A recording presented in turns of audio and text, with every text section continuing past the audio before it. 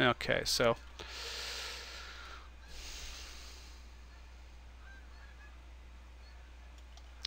let's accept some of this as to what we've got so far. I'm just going to do a little extra tweak here.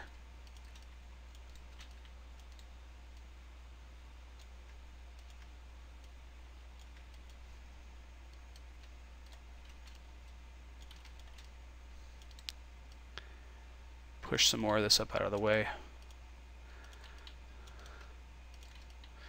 Maybe even grab the bicep here and do a little bit more pushing up out of the way.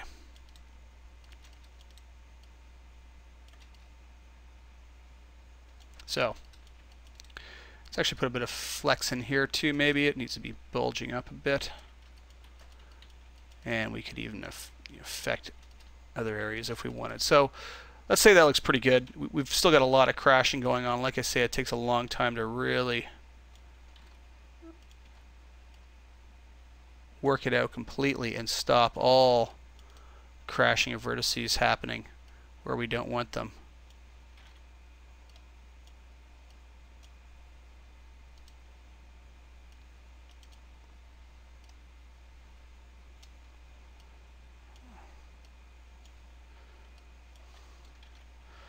Down to the vertex by vertex level here. Slowly playing with it to get it to look right.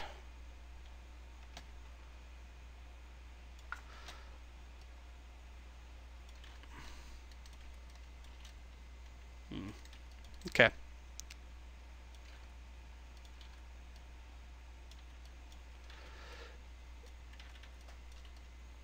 Good enough for now. So now what we need to do is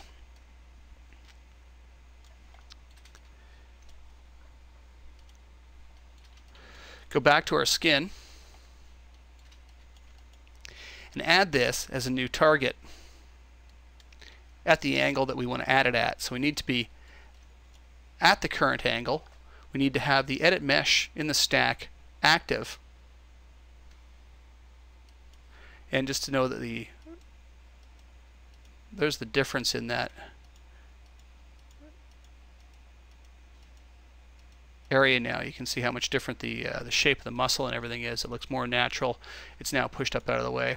So now that that's active in there, what we can do is in skin say add from stack. You'll suddenly notice everything blows up. What it's just done is it's taken the current deformation that you've got on it, added this morph angle, which was what was in the edit mesh here, and it's gone and added it to it, but the edit mesh is still on and we still have show end result on, so we're kind of getting a double morph going on now. What you can do now is you can just turn off that edit mesh, and we're back to where we were. So we were just sort of seeing a double up of it. So now as the character bends and flexes his arm, it's automatically taken care of. It pushes the muscle up, it's bulging the muscle, pushing it up out of the way, fixing the elbow area, stretching the muscle down the back of the arm a little bit where we pulled it. And essentially you can add just about anything you want now based on the angle of that joint.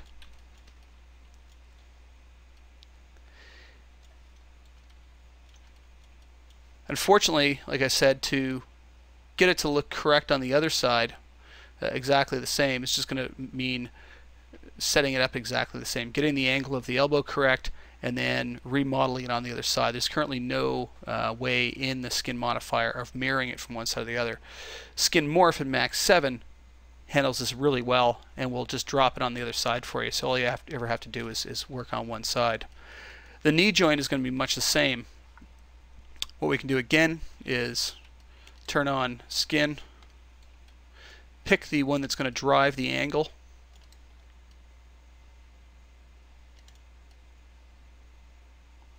pick the vertices that will be driving with the morph. I would suggest keeping this as low as possible, really, because the more vertices that are added, the more vertices that have to be saved.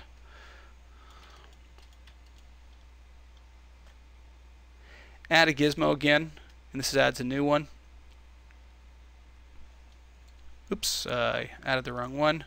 Sorry, I want to go to Morph Angle Deformer, add gizmo, and we have a new base morph set for the angle that it's currently at. And same thing, we just need to go through now and actually model it up. We'll use the angle at frame 20 again. We'll do the exact same thing. So once again, we're going to add edit mesh to the stack. We're going to go about actually modeling this knee joint up and correcting it for this angle, and then adding it into the morpher. I'll go ahead and do that for us and show you the result in a minute.